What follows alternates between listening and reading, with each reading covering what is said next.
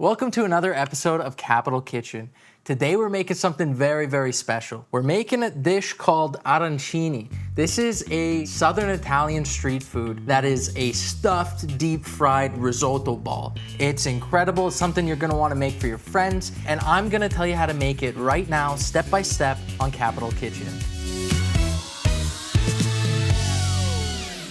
Okay, arancini. This is gonna be a bit of a crazy one. We got a lot to do today, so we're gonna get started with the thing that's gonna take the longest, or the thing that we wanna give the most time, I should say. And that's gonna be our tomato sauce, the ragu, some people call it. So we got a pot here with high heat, and we're gonna go ahead and add some olive oil. This is gonna be the base for our tomato sauce. Now the first thing going in here is going to be our Italian sausage. So today we're using Capital Italian sausage, made locally here in Edmonton, Alberta. It's the perfect meat to use for like a bolognese or a meat-based tomato sauce, which is what we're gonna do today. Just really carefully, I'm gonna score the sausage just like this, and we're gonna peel that casing off. And then we're gonna break it off into these little chunks. I love Italian sausage. I think it smells so good, it tastes so good. So easy to cook with too. Now we've got here some freshly chopped, washed celery and some onions. I was using like a medium small onion, so I went with the whole thing. And just kind of use your best judgment when it comes to how much oil you have. You want to make sure you have enough to coat everything so you can get a good cook on all the veggies that we're going to throw in here.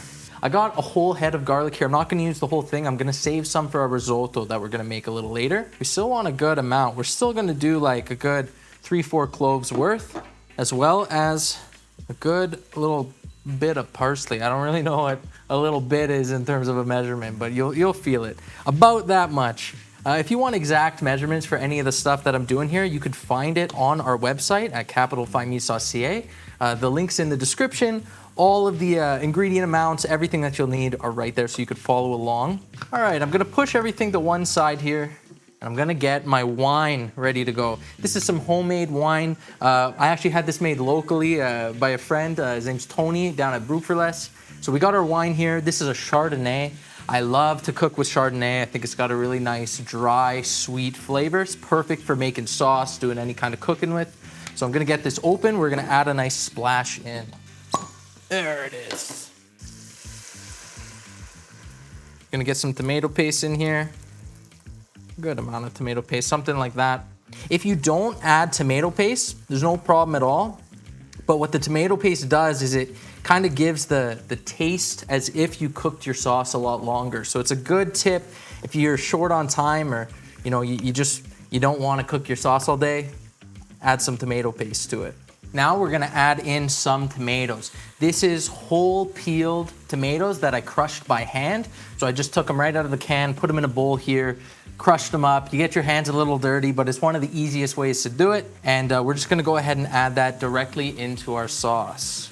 Now this here, I don't really wanna waste this, so I'm just gonna add a little splash of wine and sort of swish around the bowl here and try to save some of that tomato.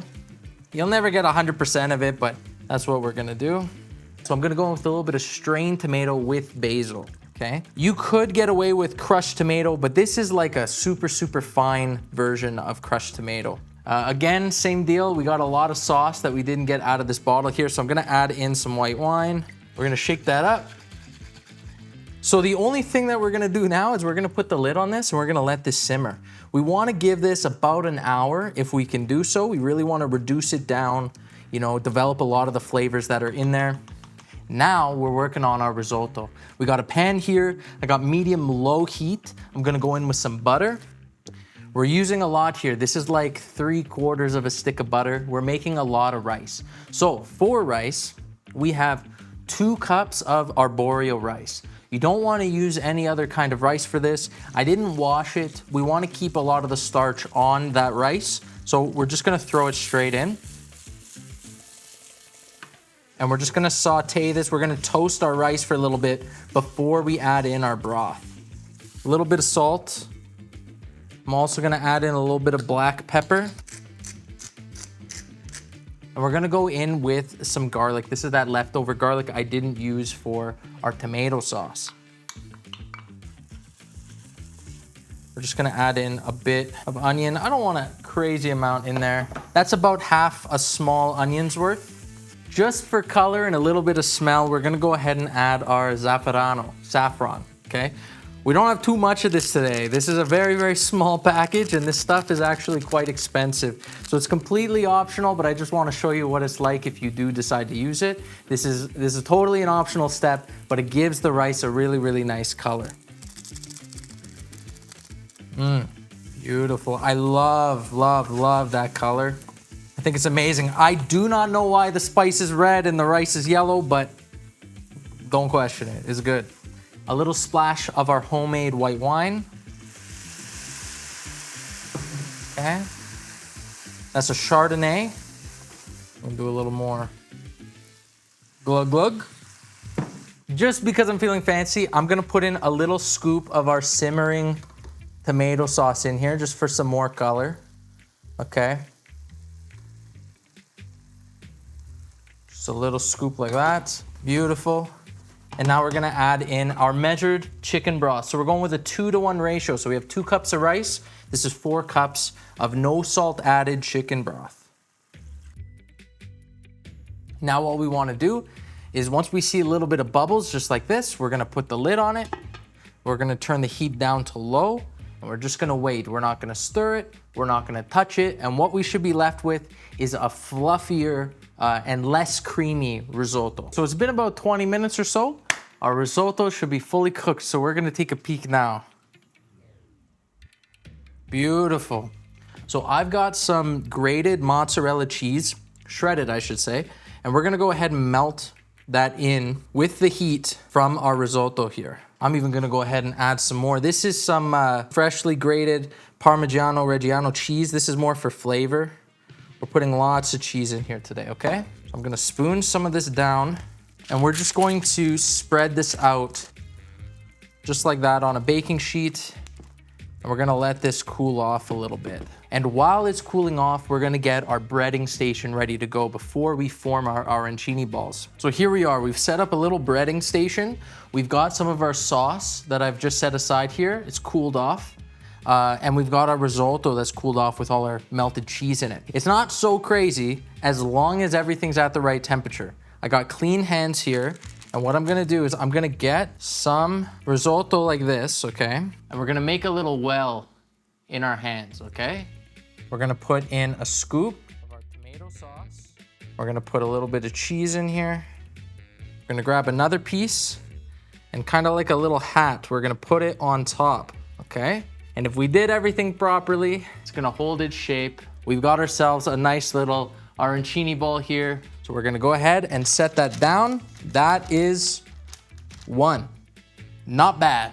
So I'm gonna make as many of these as I could fit on this little tray here, and then we'll come back when I'm done. I'll show you what I got. We've got 6 arancini balls here, and I let them just sit in the freezer for about 10 minutes so they could firm up a little bit. It'll help us with this process so they don't fall apart so easy.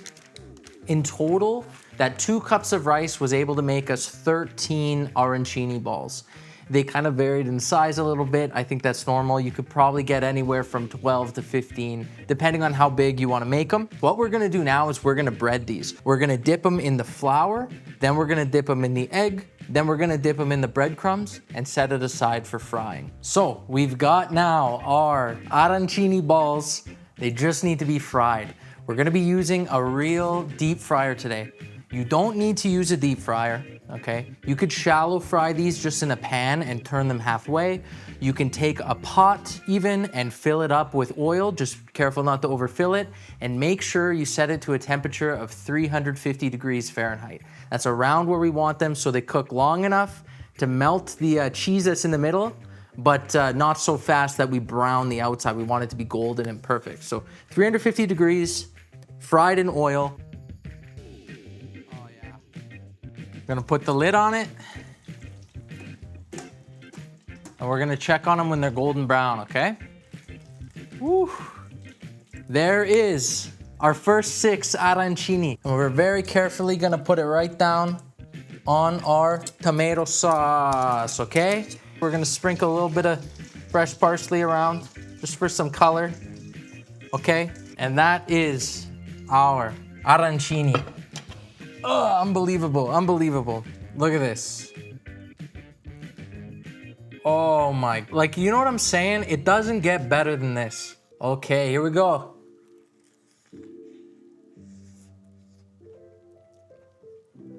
Oh my God.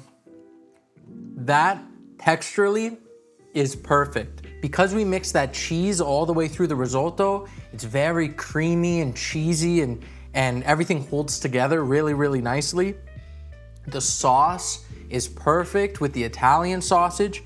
It's salty, it's got that nice meat bite on the inside. This might seem like it's a bit overkill, a lot of steps we went through today to make this, but I want you to keep this recipe in mind for the next time you have some leftover risotto, if you happen to make that, or if you have some, you got leftover tomato sauce, something where you don't have to make all of this in one day.